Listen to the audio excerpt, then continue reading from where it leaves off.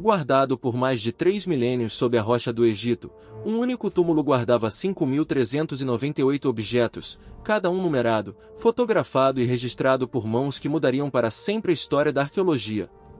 Hoje revelamos quem foi o homem que ousou abrir essa porta selada, e o que esses tesouros, do trono dourado à última refeição do faraó, realmente contam sobre o Egito Antigo.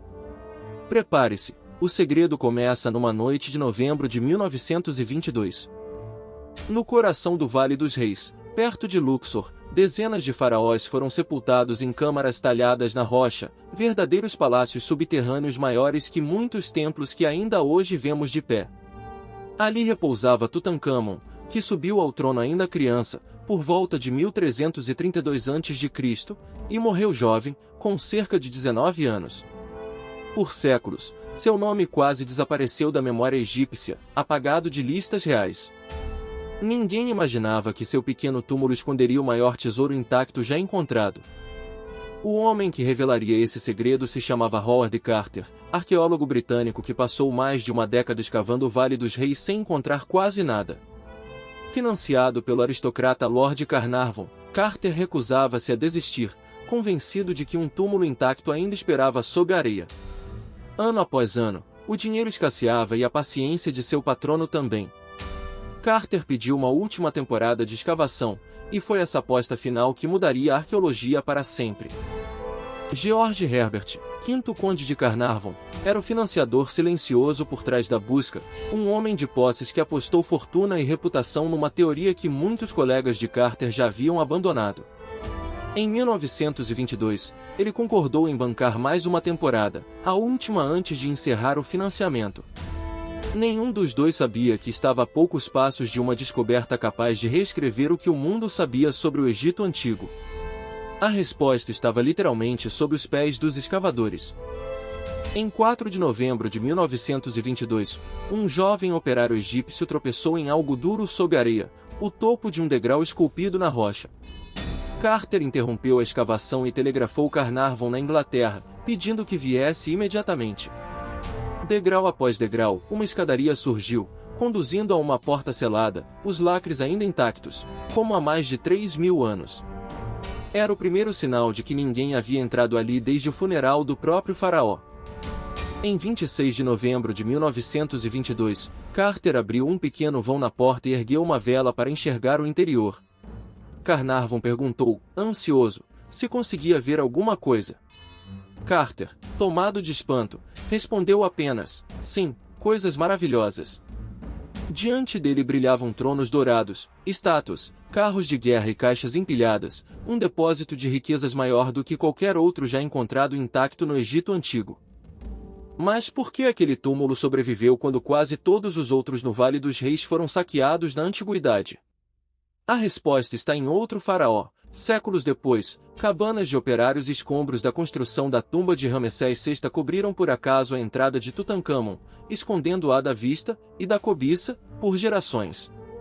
O esquecimento, ironicamente, foi o que preservou o tesouro até que Carter o encontrasse. Sozinho, Carter jamais teria documentado semelhante quantidade de objetos. Ele reuniu uma equipe: o arqueólogo Arthur Massey, o químico Alfred Lucas, responsável por conservar peças frágeis, e o fotógrafo Harry Barton, que registrou cada câmara antes que qualquer objeto fosse tocado. Essas fotografias, preservadas como registro científico, permitiram reconstruir exatamente onde cada peça estava, a prova de que ali ninguém havia mexido em milênios. Catalogar o túmulo levaria quase 10 anos de trabalho meticuloso. Cada peça recebia um número, uma ficha e uma descrição, o que os historiadores chamam hoje de números de Carter. Ao final, o registro somava exatos 5.398 itens, do menor amuleto ao maior carro de guerra dourado. Esse arquivo, preservado até hoje, tornou-se a fonte primária que todo egiptólogo consulta para entender o que realmente havia dentro da câmara. Entre os itens, tronos cobertos de ouro e pedras semi-preciosas, carros de guerra desmontados, arcos, jogos de tabuleiro, roupas, joias e até jarros de vinho identificados por safra e vinhedo. Havia também alimentos deixados para a jornada do faraó no além, pães, carnes e frutas secas. Mais que um túmulo, aquela câmara era um retrato completo da vida cotidiana e das crenças de um rei egípcio há mais de 3.000 anos. No centro de tudo, 3 caixões antropomorfos encaixados um dentro do outro, como camadas de ouro protegendo o rei. O último, o mais interno, é feito de ouro maciço, estima-se que pese mais de 100 quilos, e guardava o corpo do próprio Tutancâmon, coberto por sua icônica máscara funerária, incrustada de lápis-lazuli, cornalina e turquesa. Nenhum outro faraó jamais foi encontrado tão bem protegido pelo próprio ouro. Décadas depois, exames de raio-x e, mais recentemente, análises de DNA permitiram aos cientistas estudar o corpo do jovem rei sem danificá-lo. As pesquisas sugerem que Tutancâmon sofria de más formações ósseas e teria contraído malária, fatores que podem ter contribuído para sua morte precoce. Perguntas sobre sua saúde e sua curta vida no trono continuam sendo investigadas por egiptólogos até os dias de hoje. Meses após a abertura da câmara, Lord Carnarvon morreu no Cairo, vítima de uma infecção após a picada de um mosquito. Jornais do mundo todo transformaram sua morte em manchete. Nascia o mito da maldição dos faraós. Historiadores hoje atribuem a lenda muito mais ao sensacionalismo da imprensa da época do que a qualquer evidência real. Mas a história, uma vez contada, atravessou gerações como se fosse verdade absoluta. Os diários de escavação de Carter, as fichas originais e milhares de fotografias de Harry Burton estão preservados hoje no Griffith Institute, da Universidade de Oxford, a fonte que sustenta praticamente tudo o que sabemos sobre a descoberta.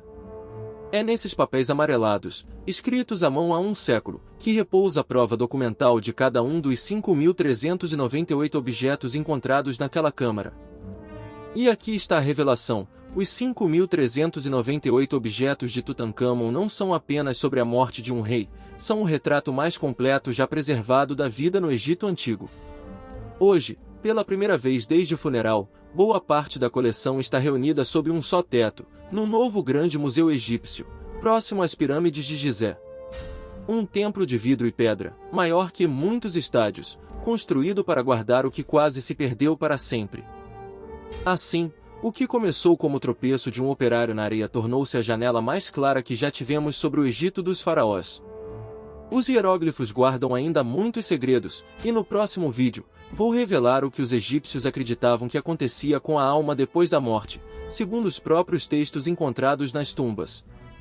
Fique por perto, os templos antigos ainda têm muito a contar.